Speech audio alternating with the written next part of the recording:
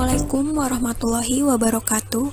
Perkenalkan, kami dari kelompok 4 yang beranggotakan 1. Bunga Dahlia nomor presensi 4, 2. Retno Wulansari presensi 15, dan 3. Vira Ardi Alifah nomor presensi 20. Sini kami sebagai kelompok 4 akan menjelaskan tentang analisis aktivitas pendanaan.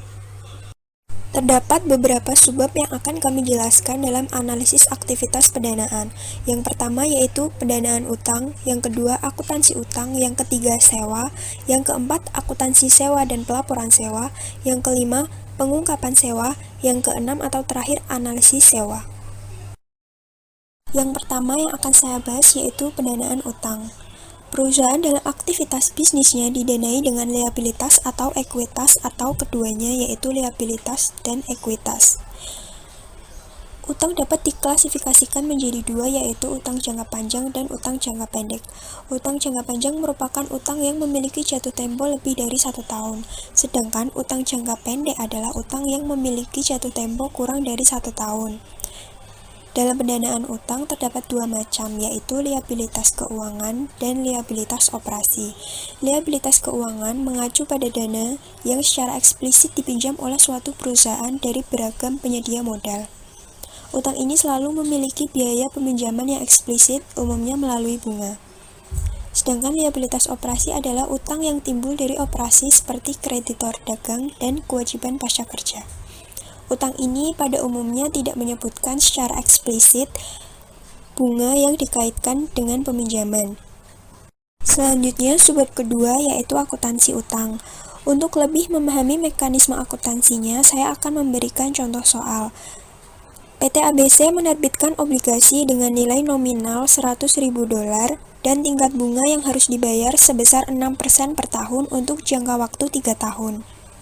Untuk memahami mekanisme obligasi dan akuntansinya, kita mempertimbangkan 3 skenario suku bunga efektif yang berbeda, yaitu 6%, 3%, dan 10%. Perlu kita ketahui, nilai nominal merujuk pada jumlah yang dijanjikan perusahaan untuk imbal hasil kepada pemberi pinjaman pada akhir waktu. Sedangkan tingkat kupon bunga merupakan tingkat yang disepakati di mana perusahaan menyetujui untuk membayar bunga. Suku bunga efektif merupakan tingkat yang diberikan pada pasar untuk obligasi pada saat diterbitkan obligasi tersebut. Suku bunga ini menentukan nilai sekarang dari obligasi pada saat diterbitkan, yang sama dengan hasil kas yang diterima perusahaan dari penerbitan obligasi. Pada skenario pertama, obligasi diterbitkan pada nilai pari yaitu suku bunga efektif 6% dan tingkat bunga yang dibayarkan oleh PT ABC juga sebesar 6%. Karena sebesar nilai pari, maka nilai sekarang pada tahun ke-0 yaitu tetap $100.000.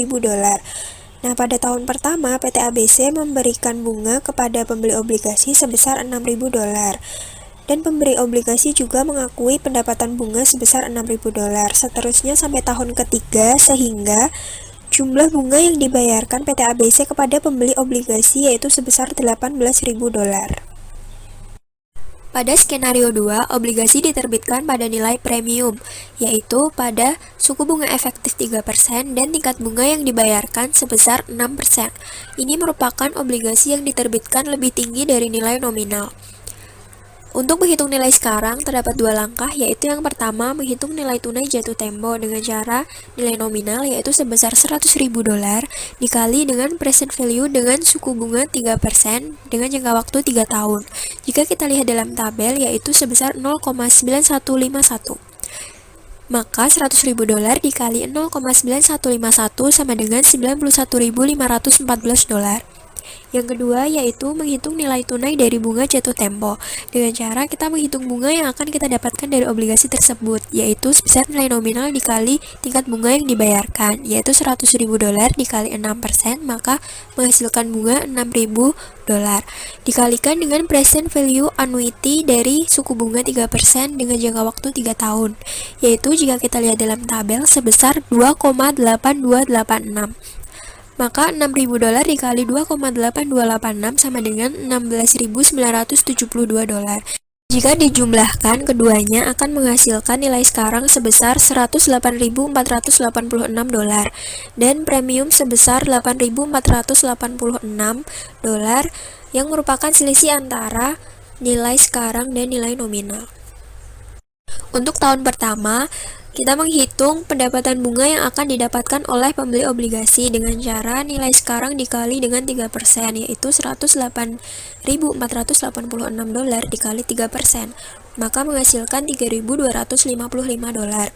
Dan mengakui amortisasi, yaitu kelebihan dari nilai obligasi tadi sebesar premium pada tahun pertama yang diakui yaitu sebesar 2.745, yang jika dijumlahkan akan menghasilkan sebesar 6.000 dolar, yaitu bunga yang dibayar oleh PT ABC. Nah, untuk menghitung nilai sekarang dari tahun pertama, yaitu dengan cara 108.486 dikurangi dengan amortisasi pada tahun pertama, yaitu 2.745, maka akan menghasilkan nilai sekarang sebesar 105.740 dolar. Nah, selanjutnya sama dengan langkah tadi, pada tahun kedua kita menghitung pendapatan bunga yang akan didapatkan oleh pembeli obligasi, yaitu dengan cara nilai sekarang pada tahun pertama 105.740 dolar dikali dengan 3% akan menghasilkan 3.172 dolar dan mengakui amortisasi pada tahun kedua yaitu sebesar 2.828 yang jika dijumlahkan sama yaitu 6.000 dolar. Nah, pada tahun kedua juga sama, didapat nilai sekarang yaitu dengan cara 105.740 dolar dikurangi 2.828. Maka nilai sekarang pada tahun kedua yaitu sebesar 102.913 dolar. Nah, untuk tahun ketiga menghitung bunga 3% dari nilai sekarang tahun kedua yaitu 102.913 dikali 3% yaitu sebesar 3.087 dolar dan mengakui amortisasi sebesar 2.913 dolar. Dan jika dijumlahkan akan menghasilkan 6.000 dolar. Nah, sesuai dengan nilai nominal jika dikurangkan pada tahun kedua yaitu nilai sekarangnya 102.913 dikurangkan dengan amortisasi pada tahun ketiga sebesar 2.913, maka nilai sekarang pada tahun ketiga yaitu sebesar 100.000 dolar sesuai dengan nilai nominal di awal. Dan bunga yang dibayarkan kepada pembeli obligasi yaitu sama halnya nilai pari yaitu sebesar 18.000 dolar. Dan juga bunga dan amortisasi jika dijumlahkan juga sama sebesar 18.000 dolar. Nah, pada skenario ketiga, obligasi diterbitkan pada nilai diskonto, yaitu pada suku bunga efektif 10% dan tingkat bunga yang dibayarkan sebesar 6%. Obligasi ini diterbitkan di bawah dari nilai nominal. Untuk menghitung nilai sekarang sama dengan sebelumnya, yaitu dengan cara nilai nominal sebesar 100.000 dikalikan dengan present value dari 10% pada jangka waktu 3 tahun. Yaitu jika kita lihat dalam tabel sebesar 0,7513. Nah, maka 100.000 dolar dikali 0,7513 sama dengan 75.131 dolar.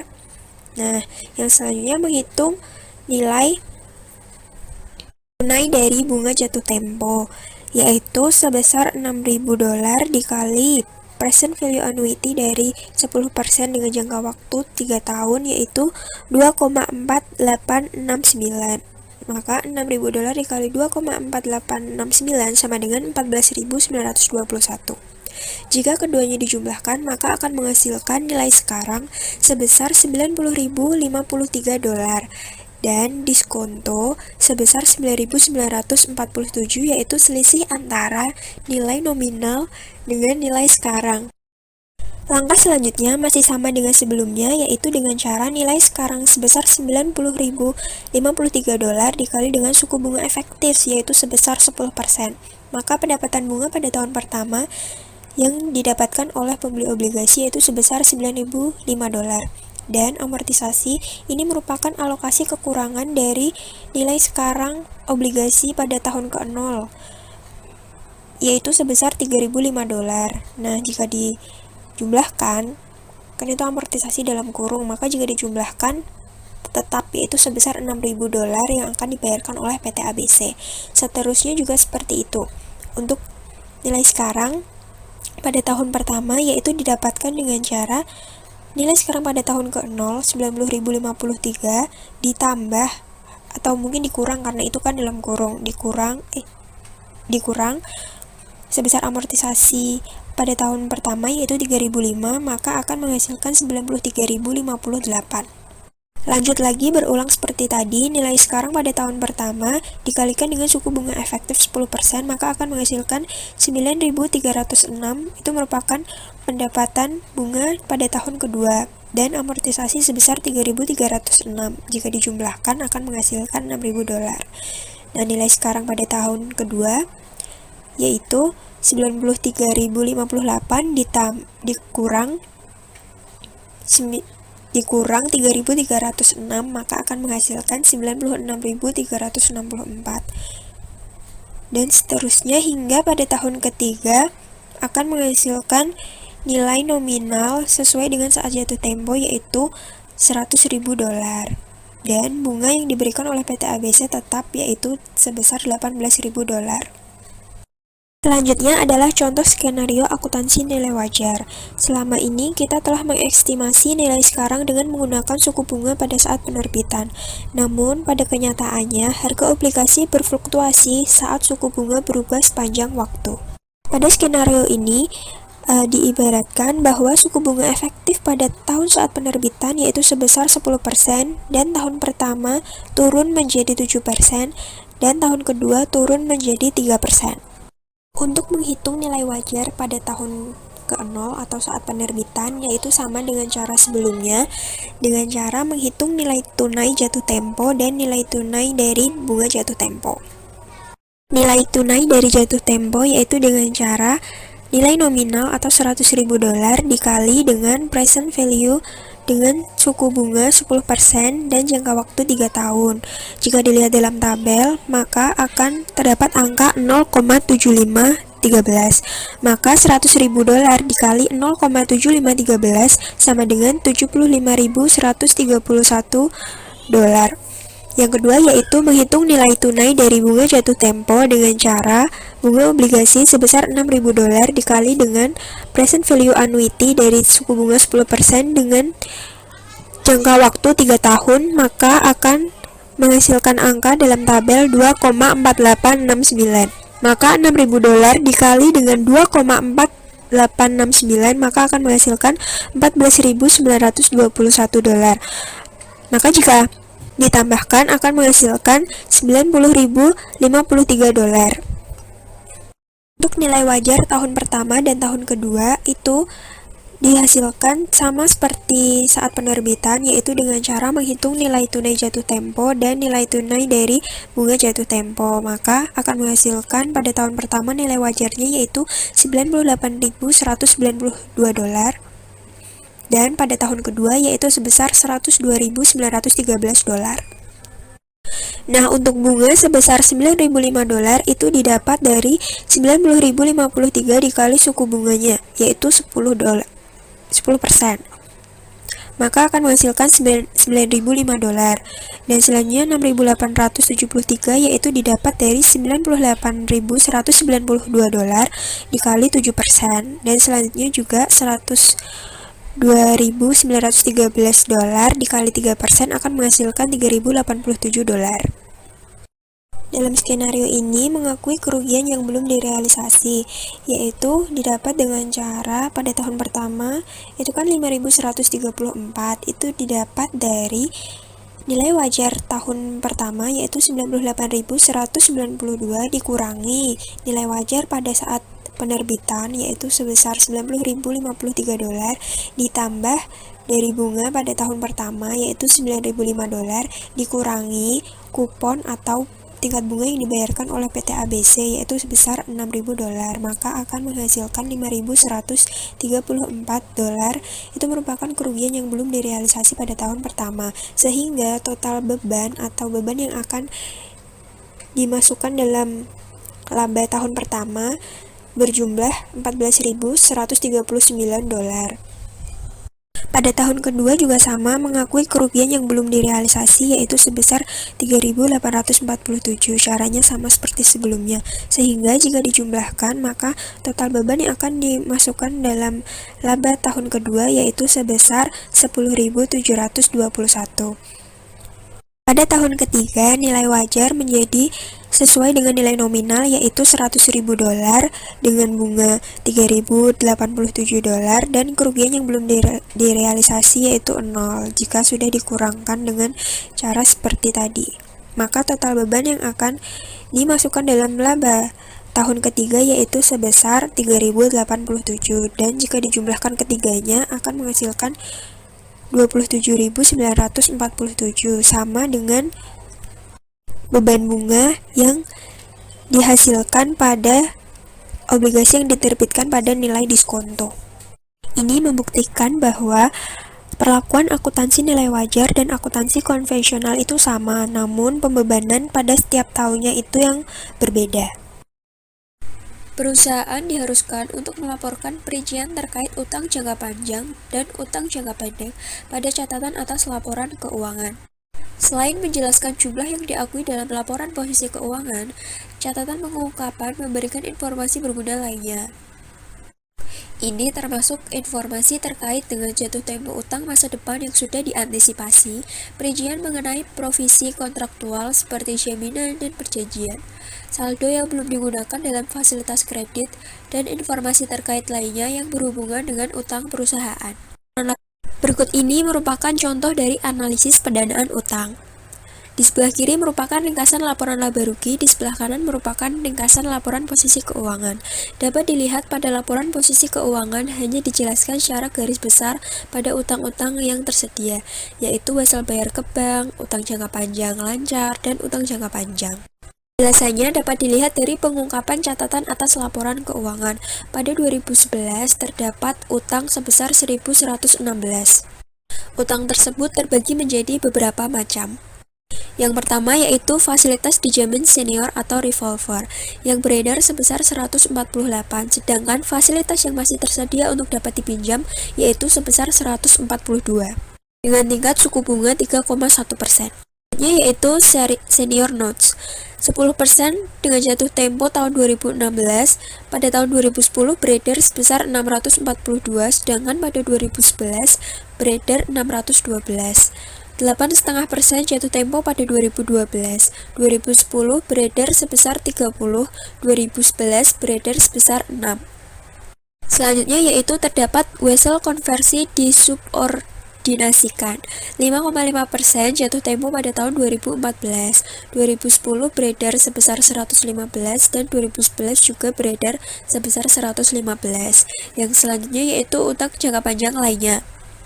Pada tahun 2010 beredar sebesar 2 dan pada tahun 2011 beredar sebesar 4. Selanjutnya yaitu wesel bayar ke bank. Ini merupakan utang jangka pendek. Pada tahun 2010 beredar sebesar 189 dan pada tahun 2011 beredar sebesar 231 dan fasilitas yang masih tersedia untuk dapat dipinjam yaitu sebesar 553 dengan suku bunga 3,5%.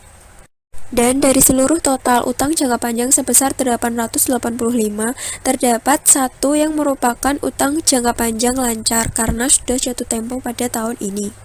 Maka harus diklasifikasikan sebagai utang jangka panjang lancar yang berada di utang jangka pendek.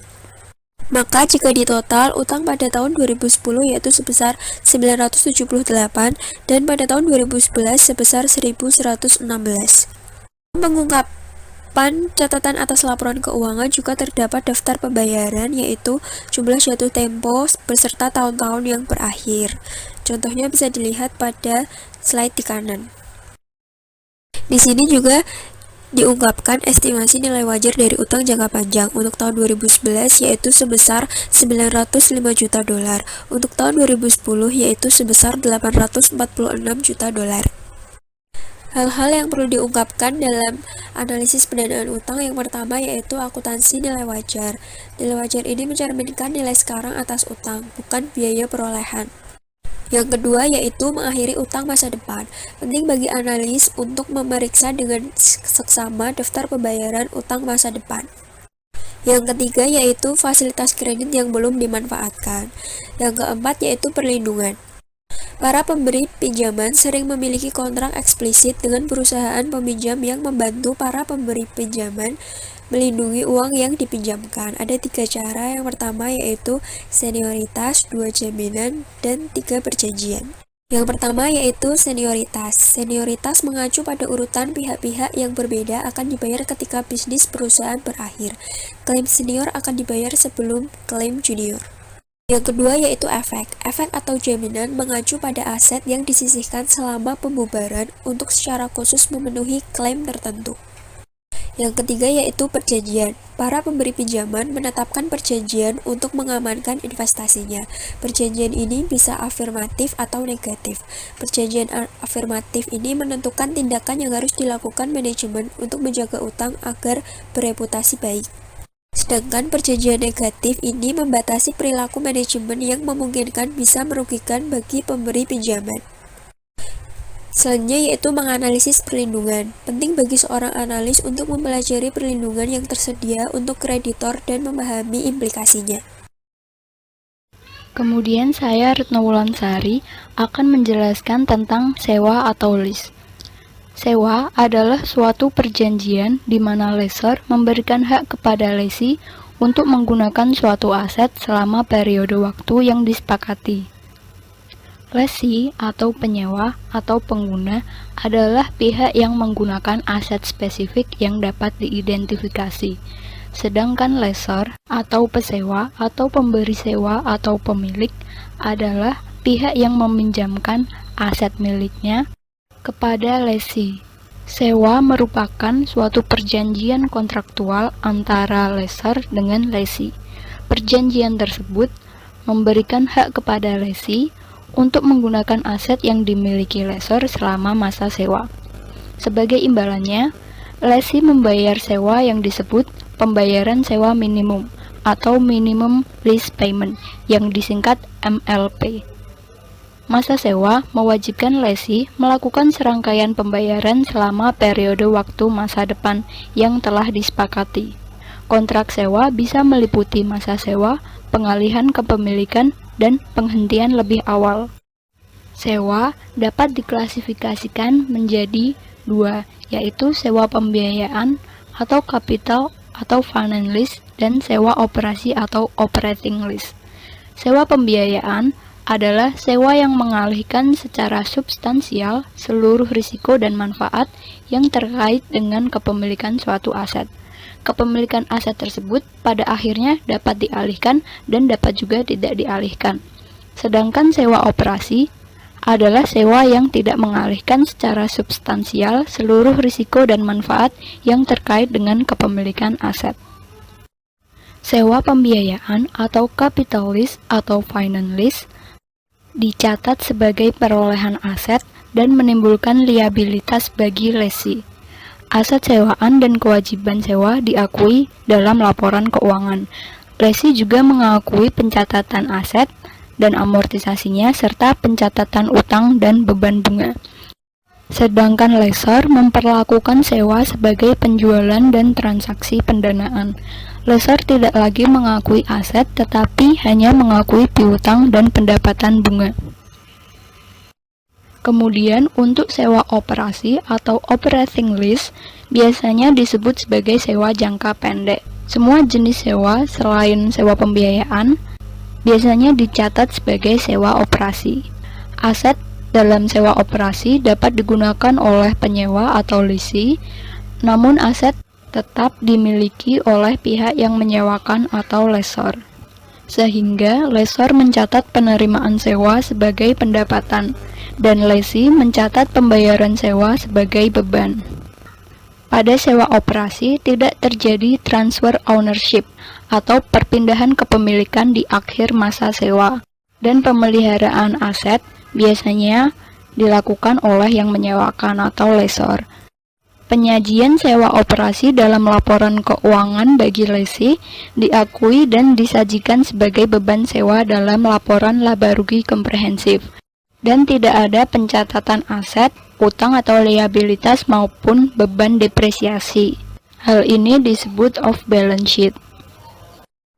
Selanjutnya, lesi atau pihak yang menyewa aset mengklasifikasikan dan mencatat sewa sebagai sewa pembiayaan jika pada awal sewa memenuhi salah satu dari 4 kriteria berikut, yaitu mengalihkan kepemilikan aset kepada lesi pada akhir masa sewa.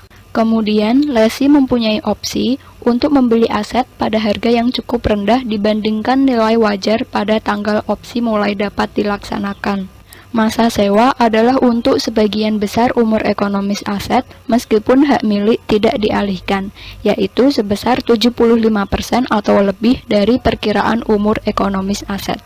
Pada awal sewa, nilai sekarang dari jumlah pembayaran sewa minimum atau MLP mendekati nilai wajar aset sewaan, yaitu sebesar 90% atau lebih dari nilai wajar aset sewaan. Apabila tidak satupun kriteria terpenuhi dari 4 kriteria tadi, maka sewa dapat diklasifikasikan sebagai sewa operasi. Ketika diklasifikasikan sebagai sewa pembiayaan, lesi mencatat aset dan liabilitas pada jumlah yang sama dengan nilai sekarang dari pembayaran sewa minimum atau MLP selama masa sewa, kecuali biaya eksekutori atau pelaksana, meliputi asuransi, pemeliharaan, pajak yang dibayar lessor yang dimasukkan dalam MLP. Kemudian aset sewaan harus disusutkan dengan cara yang konsisten dengan kebijakan penyusutan normal lesi. Dan beban bunga diakui pada liabilitas sewa, seperti liabilitas yang menghasilkan bunga lainnya. Sedangkan untuk sewa operasi membebankan MLP atau pembayaran sewa minimum ke beban pada awal sewa, dan tidak ada aset maupun liabilitas yang diakui dalam laporan posisi keuangan. Selanjutnya untuk akuntansi sewa, bagian ini membandingkan dampak akuntansi sewa sebagai sewa pembiayaan atau sewa operasi. Untuk lebih jelasnya, saya akan memberikan contoh soal berikut ini. PT Red menyewa aset pada 1 Januari 2005. Perusahaan tidak memiliki aset ataupun liabilitas lainnya. Perkiraan umur ekonomis dari aset sewaan adalah 5 tahun tanpa nilai sisa.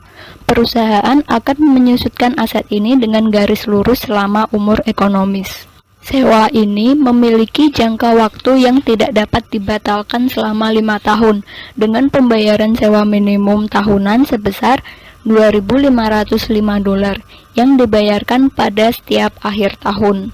Suku bunga sewa adalah 8% per tahun. Analisis dimulai dengan menyiapkan daftar amortisasi sewa atau schedule leasing untuk aset sewaan. Langkah awal dalam menyiapkan daftar adalah menentukan nilai sekarang dari aset sewaan dan liabilitas sewa pada tanggal 1 Januari 2005 atau liabilitas awal tahun.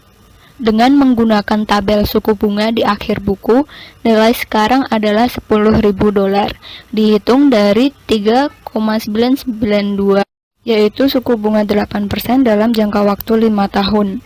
Dikali dengan pembayaran sewa minimum tahunan sebesar $2.505. Kemudian menghitung bunga dan amortisasi pokok untuk setiap tahunnya. Bunga pada tahun 2005 dihitung dari liabilitas awal tahun sebesar $10.000 dikalikan dengan suku bunga 8%, menghasilkan bunga $800. Jumlah pokok pada tahun 2005 sebesar $1.705 dihitung dari total pembayaran sewa minimum sebesar $2.505 dikurangi dengan bunga sebesar $800, menghasilkan pokok sebesar $1.705 pada tahun 2005. Kemudian liabilitas akan menurun pada akhir tahun seiring dengan pokok yang dibayarkan. Pada tahun 2005, liabilitas di akhir tahun menjadi sebesar $8.295. Didapat dari liabilitas pada awal tahun sebesar $10.000 dikurangi dengan pokok tahun 2005 sebesar $1.705. Liabilitas akhir tahun 2005 ini akan menjadi liabilitas awal tahun pada tahun 2006. dan perhitungan komponen bunga serta pokok dari MLP serta liabilitas akhir tahun seperti yang telah dijelaskan hingga akhir masa sewa. Kemudian, untuk jurnal yang dicatat oleh lessee atau pihak penyewa dalam sewa pembiayaan atau capital lease atau finance lease, yaitu pada tanggal 1 Januari 2005 atau pada awal masa sewa, lessee mencatat aset leasing pada utang leasing atau liabilitas sebesar $10.000. Kemudian selama 1 tahun tersebut atau pada tanggal 31 Desember 2005, lessee akan mencatat pokok dan beban bunga yang dibayarkan oleh lessee dengan jurnal utang leasing sebesar $1.705 dari perhitungan pokok tahun pertama yang telah dilakukan dan beban bunga sebesar $800 pada tahun pertama yang telah dihitung dalam tabel amortisasi sewa tadi pada kas yang dibayarkan sebesar $2.505. Dalam sewa pembiayaan, lessee juga mencatat beban depresiasi. Pada kasus ini, perusahaan menggunakan metode garis lurus dengan umur ekonomis 5 tahun, sehingga beban depresiasi tiap tahun adalah $2.000, dihitung dari $10.000 dibagi 5 tahun. Sedangkan dalam sewa operasi atau operating lease, hanya mencatat biaya sewa sebesar $2.505 pada kas sebesar $2.505. Kemudian, jurnal yang dicatat oleh lessor atau pihak yang menyewakan dalam sewa pembiayaan atau capital lease atau finance lease, yaitu pada awal masa sewa atau tanggal 1 Januari 2005, lessor mencatat piutang leasing sebesar $10.000 dan mengkredit aset sebesar $10.000. Hal ini berarti risiko dan manfaat aset dipindah tangankan kepada lessee atau pihak penyewa. Kemudian pada akhir tahun pertama atau 31 Desember 2005, lessor akan mencatat kas yang diterima sebesar $2.505 pada piutang leasing sebesar $1.705 atau pokok yang dibayarkan oleh lessee dan pendapatan bunga yang diterima sebesar $800. Sedangkan dalam sewa operasi atau operating lease, lessor akan mencatat pendapatan sewa dan kas yang diterima dengan jurnal kas pada pendapatan sewa sebesar $2.505 serta mencatat beban depresiasi tiap tahun. Karena dalam sewa operasi, risiko dan manfaat aset masih menjadi tanggung jawab lessor atau pihak yang menyewakan. Berikut adalah perbandingan antara sewa operasi dengan sewa pembiayaan. Dampak transaksi sewa ini pada laporan laba rugi untuk kedua metode tersebut selama periode 5 tahun menghasilkan total beban yang sama. Namun, metode sewa pembiayaan melaporkan beban lebih besar pada tahun-tahun awal dan beban lebih kecil pada tahun-tahun berikutnya. Hal ini dikarenakan beban bunga yang menurun selama masa sewa. Akibatnya, laba neto dalam metode sewa pembiayaan di tahun-tahun awal sewa tersebut lebih rendah daripada dalam metode sewa operasi. Kemudian, dampak sewa pembiayaan terhadap laporan posisi keuangan lessee yang paling terlihat adalah lessee mengakui aset dan liabilitas sama dengan nilai sekarang dari sewa, yaitu $10.000 pada awal sewa.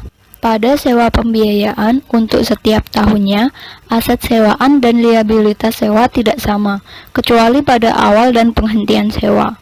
Perbedaan ini terjadi disebabkan oleh penurunan aset sewaan sebesar jumlah penyusutan, yaitu $2.000 per tahun, sedangkan liabilitas sewa turun sejumlah amortisasi pokok. Sebagai contoh, amortisasi pokok pada tahun 2005 adalah sebesar $1.705, sehingga liabilitas sewa turun sebesar $1.705 menjadi $8.295. Lalu, penurunan ekuitas pada tahun 2005 adalah sebesar $2.800, yang merupakan total penyusutan dan beban bunga untuk periode yang bersangkutan. Proses ini berlanjut selama masa sewa. Dapat dilihat bahwa aset sewaan selalu lebih rendah dari liabilitas sewa selama masa sewa. Hal ini terjadi karena akumulasi penyusutan pada suatu waktu tertentu melebihi pengurangan pokok kumulatif.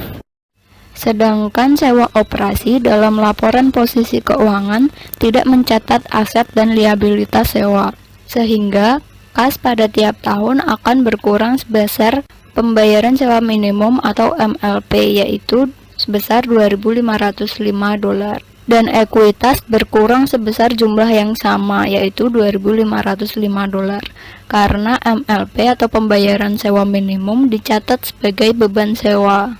Proses ini berlanjut setiap tahun sampai sewa berakhir. Ilustrasi ini mengungkapkan dampak penting yang dimiliki metode akuntansi sewa terhadap laporan keuangan. Meskipun metode sewa operasi lebih sederhana, tetapi metode sewa pembiayaan secara konseptual lebih unggul, baik dari perspektif laporan posisi keuangan maupun laporan laba rugi. Dilihat dari perspektif laporan keuangan, akuntansi sewa pembiayaan mengakui manfaat atau aset dan kewajiban atau liabilitas yang muncul dari transaksi sewa. Sebaliknya, metode sewa operasi mengabaikan manfaat dan kewajiban ini, serta sepenuhnya mencerminkan dampaknya hanya pada akhir masa sewa. Ini berarti laporan posisi keuangan dalam metode sewa operasi tidak mencerminkan aset dan kewajiban sewa perusahaan. Sedangkan dampak sewa pembiayaan terhadap laporan posisi keuangan bagi lessor adalah kas bertambah seiring dengan yang dibayarkan lessee, dan lessor mencatat bunga sewa sebagai pendapatan bunga, dan pokok akan berkurang sebesar yang dibayarkan oleh lessee. Begitu juga piutang sewanya. Sedangkan ekuitas akan semakin bertambah, yang merupakan total penyusutan dan pendapatan bunga untuk periode yang bersangkutan. Selanjutnya, saya Vira Ardi Alifa, nomor absen 20, akan menjelaskan tentang pengungkapan sewa. Pengungkapan sewa ini bertujuan agar penyewa dapat mengungkapkan informasi dalam catatan atas laporan keuangan, serta informasi yang diberikan dalam laporan posisi keuangan, laporan laba rugi, dan laporan arus kas yang memberikan dasar bagi pengguna laporan keuangan untuk menilai dampak sewa terhadap posisi laporan keuangan, kinerja keuangan, arus kas penyewa. Penyewa mengungkapkan informasi tentang sewanya dalam catatan atas laporan keuangan atau bagian terpisah dalam laporan keuangannya. Penyewa tidak perlu menduplikasi informasi yang telah disajikan di bagian lain dalam laporan keuangan jika informasi tersebut telah tercakup semua melalui referensi silang dalam catatan tunggal atau bagian terpisah tentang sewa. Selanjutnya ada dua aturan akuntansi. Lessee mengungkapkan dalam catatan atas laporan keuangan meliputi pembayaran sewa minimum masa depan secara terpisah untuk sewa pembiayaan dan sewa operasi untuk setiap 5 tahun berikutnya dan total jumlah setelah itu, serta beban sewa setiap periode yang dilaporkan dalam laporan laba rugi. Selanjutnya ada pengungkapan sewa operasi. Pengungkapan yang dipersyaratkan dari total pembayaran sewa minimum di masa depan dari sewa operasi yang tidak dapat dibatalkan setiap periode rekonsiliasi antara total pembayaran sewa minimum di masa depan pada tanggal neraca dengan nilai kini untuk setiap periode, dan total pembayaran sewa lanjut minimum masa depan yang dihitung pada tanggal neraca. Pembayaran sewa dan sewa lanjut yang diakui sebagai beban periode berjalan dengan pengungkapan terpisah untuk masing-masing jumlah pembayaran minimum sewa, serta kontingen dan pembayaran sewa lanjut, dan deskripsi umum perjanjian sewa lessee yang signifikan. Dan selanjutnya ada pengungkapan sewa pembiayaan. Nah, pengungkapan ini yang dipersyaratkan antara lain rekonsiliasi antara investasi sewa bruto dan nilai kini piutang pembayaran sewa minimum pada tanggal neraca, klasifikasi investasi sewa bruto dan nilai kini piutang pembayaran sewa minimum, penghasilan biaya pembiayaan tangguhan, nilai residu yang tidak dijamin yang diakui sebagai laba lessor, akumulasi penyisihan piutang tidak tertagih atas pembayaran sewa minimum, rental kontijen yang diakui sebagai penghasilan dalam periode berjalan, serta penjelasan umum isi perjanjian sewa lessor yang material. Selanjutnya di sini contoh soal pada pengungkapan sewa. Laporan tahunan Best Buy pada 2004 melaporkan liabilitas sewa pembiayaan hanya sebesar 16 juta dolar dari total liabilitas sebesar 5,23 miliar dolar. Perusahaan mengklarifikasikan sebagian besar operasinya dan memberikan daftar pembayaran sewa di masa depan dalam catatan atas laporan keuangan.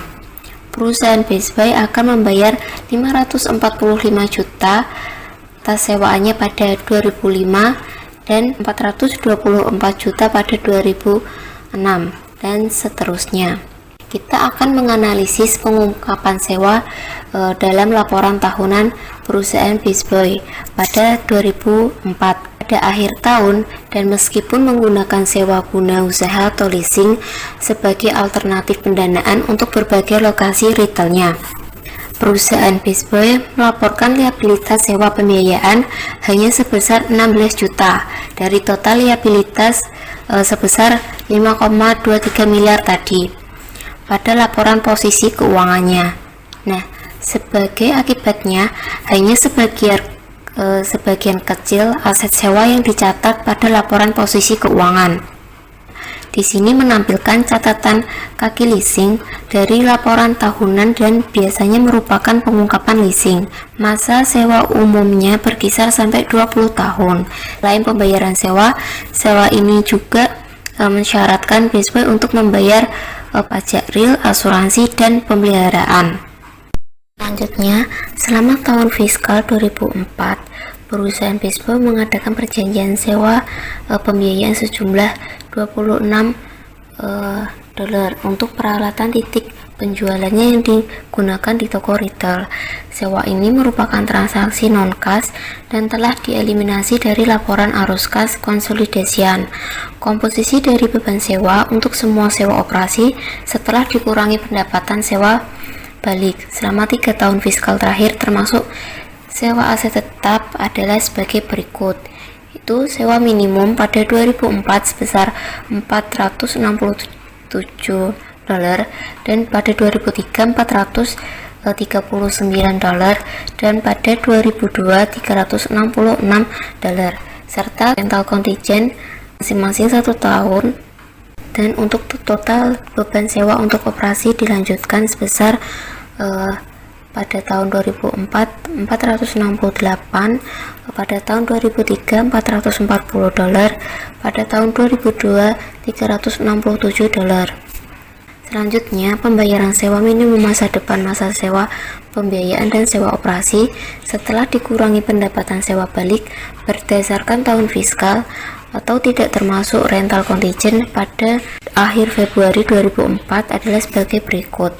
Tahun fiskal 2005 sewa pembiayaannya sebesar 14 juta dolar dan sewa operasi 454 dolar, dan di total sewa operasi sebesar 2.621 dan total sewa pembiayaan sebesar 17 dikurangi bunga yang diperhitungkan nilai sekarang dari kewajiban sewa pembiayaan sebesar 16 dolar.